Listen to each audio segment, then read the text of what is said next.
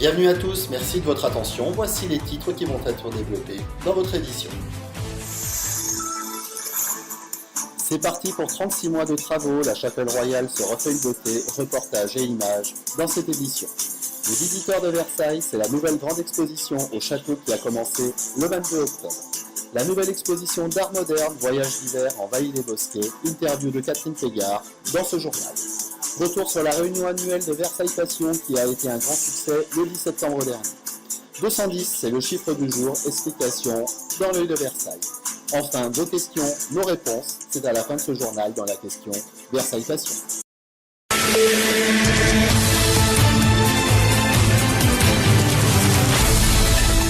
Comme nous vous l'annoncions dans les titres, les travaux de la chapelle ont enfin commencé. 40 ans après les premiers travaux de restauration, il y avait urgence à intervenir. La couverture, les parements et la charpente menaçaient ruine. Ce ne sont pas moins de 36 mois de travaux qui seront nécessaires pour la restaurer.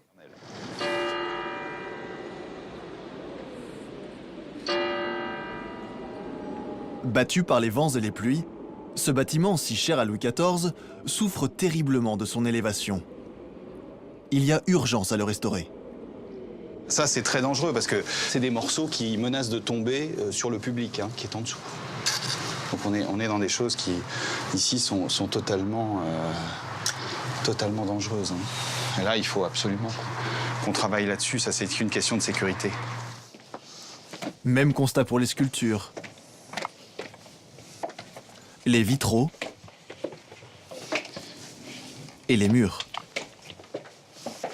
Donc les pierres s'érodent et tombent complètement. Et c'est pas d'été de cœur, on est vraiment obligé de faire quelque chose. Regardez ici les fissures. Et ça c'est très mauvais, c'est une pénétration d'eau qui fait qu'en dessous, il ne faut pas oublier qu'on a des peintures. Donc c'est extrêmement fragile. Alors au passage, il ne faut jamais oublier que la chapelle, elle a été construite et entretenue par des artisans. Alors il y a des graffitis très anciens qui en général ont été faits par les artisans qui entretenaient. Celui-ci de 1778, ça c'est un graffiti du XVIIIe siècle. Vincent, 1827, ici, Montigny. On a vraiment des tranches de vie qui sont inscrites ici. Autre sujet de préoccupation pour Frédéric Didier, la charpente. Elle souffre d'importants problèmes de stabilité.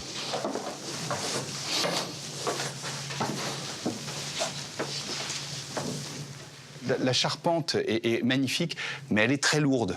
Et elle a presque du mal à porter son propre poids. Ici, on est dans un immense volume qui normalement est dégagé. Les contraintes de sécurité provisoires qu'on a fait coupent ce volume. Elle est absolument gigantesque. Elle fait 12 mètres de hauteur. C'est la taille d'un immeuble de 5 étages. À l'autre extrémité, il y a des infiltrations. Vous voyez, tout ça, ça fuit. C'est complètement pourri. On a été obligé de mettre des seaux qui, vous voyez, sont pleins d'eau de la dernière pluie. Et vous voyez combien, ici, on a des soucis. Le bois est attaqué. Donc, et là, il y a vraiment beaucoup de choses à faire. C'est la fondation Philanthropia qui a déjà participé à la restauration du bassin de la Tône et de Trianon-sur-Bois qui participera au budget de 7 millions d'euros. C'est la nouvelle grande exposition du château de Versailles. Les visiteurs de Versailles, organisés conjointement avec le Metropolitan Museum, retracent à travers plus de 300 œuvres l'histoire des voyageurs français ou étrangers, princes et ambassadeurs venus à la cour. Cette exposition aura lieu du 22 octobre 2017 au 25 février 2018 dans les salles d'Afrique.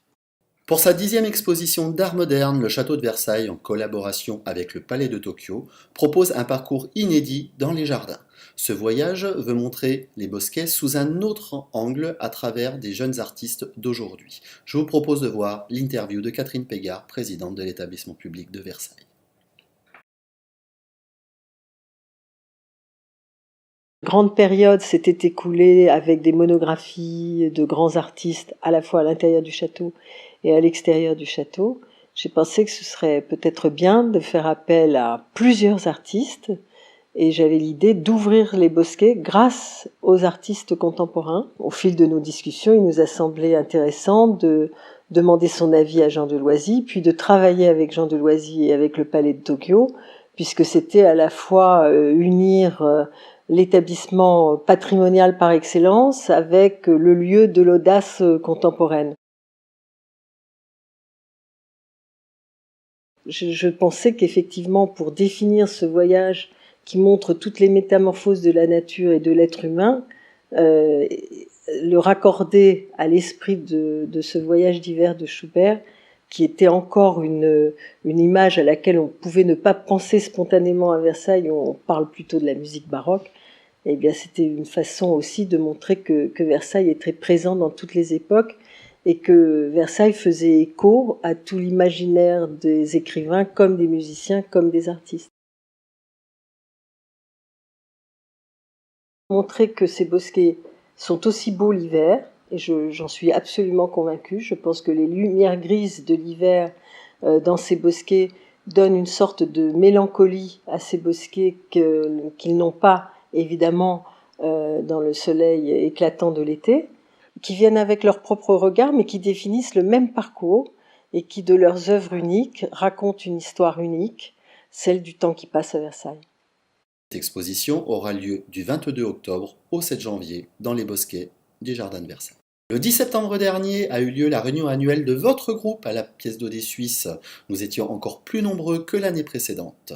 L'occasion de faire connaissance avec certains d'entre vous, le tout dans une ambiance conviviale et chaleureuse.